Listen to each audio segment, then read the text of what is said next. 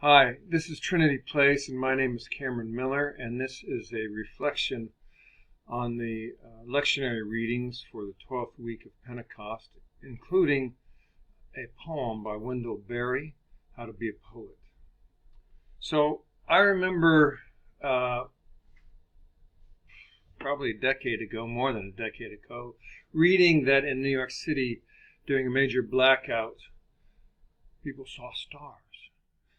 Real stars.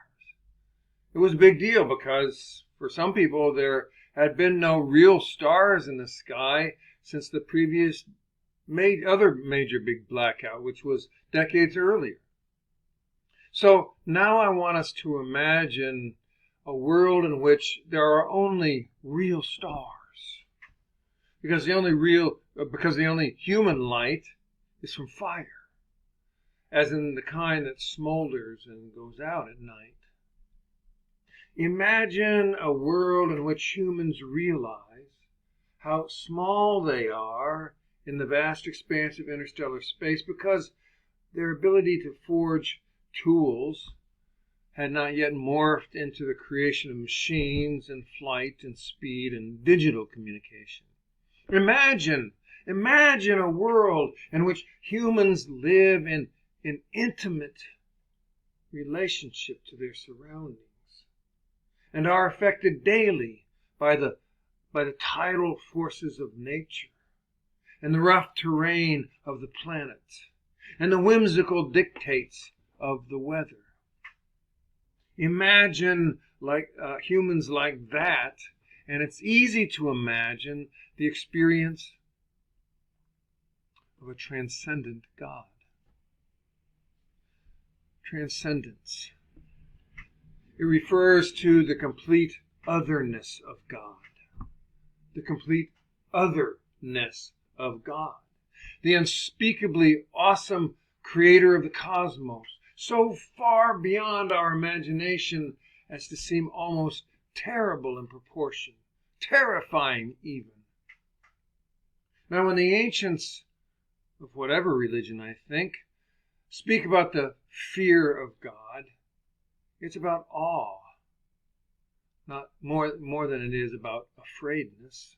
When the ancients point to the vastness of the creation and speculate as to what kind of force could possibly create such an incredible equation of matter and life as exists, it's always with a kind of stutter or gasp. But in our mind, the modern mind, our human mind, that is, we have become quite a bit bigger than we used to be. We have tiptoed to the edge of our self-destruction with a creation of truly amazing devices that both enhance and screw up life as we know it. With the power of our own hands, the earthen forces of nature have receded as we learn to shield ourselves in environments of our own making, at least till this point. In this kind of world, the kind in which we are big and God is distant, we tend to seek a more eminent experience of God. Not transcendent, but eminent. That means up close and personal. We seek a kind of Pentecostal moment in which we are grasped by the holy terror who enters our body space and makes known in no uncertain terms that God is alive and well and living in our neighborhood. In a cosmos that God has to share with us. Eminence is the thirst, and transcendence can seem, well, kind of antiquated, a bit too Wizard of Oz-ish. A God that offers wisdom and promises understanding, and a God that can be eaten as if bread and wine, that's an eminent God, to be sure. That's a God that can be prepared and swallowed, not to mention told and read and understood.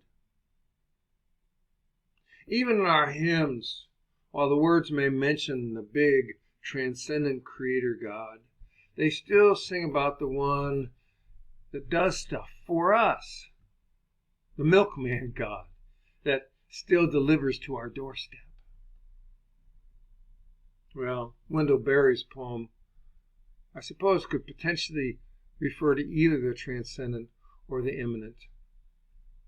But I think he's pointing toward the dark sky with stars, filling us with amazement more than a cuddly, whispering God that tells us what we can hope to hear.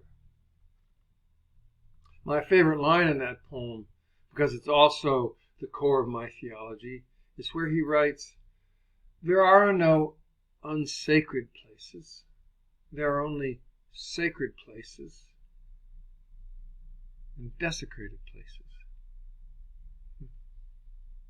There are no unsacred places. There are only sacred and desecrated places. Whether transcendent or immanent, we desecrate the holy when we imagine it's ours. We desecrate the holy when we treat it as if it is ours to do with what we want. We desecrate the holy when we presume that we understand it.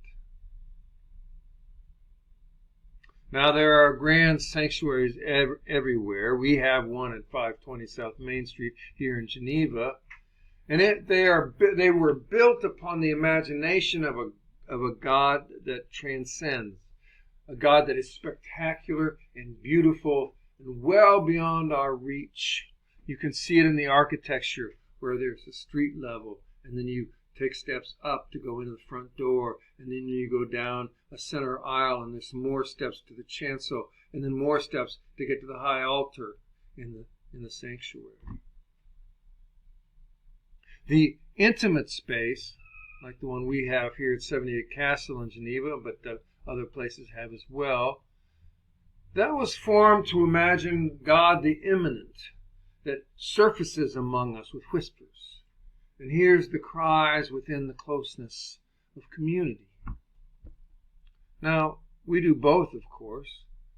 Both look upward and inward, or upward and outward toward the transcendent God who is the force behind and within the cosmos, as well as peering inwardly, searching for and listening to and that still small voice that knows each of us by name. And the truth is that all of it is God. Or in fact, God is neither, but we experience God in both ways. The tendency of our tradition, because it has conserved the ancient wisdom and practices, is toward a focus on the transcendent. The tendency of postmodernism, because we are so uncomfortable with the overly rational, formal, and systematic, is to seek the immanent. But these not be, nor should they be, two poles that pull us apart or reject each other when they come in close proximity. Rather, they are natural rhythms in a well-practiced spiritual life. Religion, old or new, ought not seek the demise of the other, but rather incorporate and be rooted in both. Now, that's a neat trick if you can do it. But looking toward the future, when we have here anyway, both Trinity Place and the big Trinity Church to worship in, we ought to be able to figure it out. Think of the image of the yin-yang, often associated with Buddhism and Taoism. It's not only about the masculine and feminine experiences of life. It can also refer to the transcendent and the immanent, experiences of the holy in life that are opposite but also connected. Moving away from the kind of either or all or nothing dualism so predominant in this moment in history, and into the embrace and exploration of a dance with the holy, that's both imminent and distant and exciting. Now, most of us, of course, are weighted toward one or the other. If you tend to look for and experience God in the grandeur of nature or the gush of light through stained glass windows, try then instead watching and listening and feeling God in the face of a friend, or in the shared song of a community, or the presence of one, or the presence one can sometimes feel when people sit together in silence.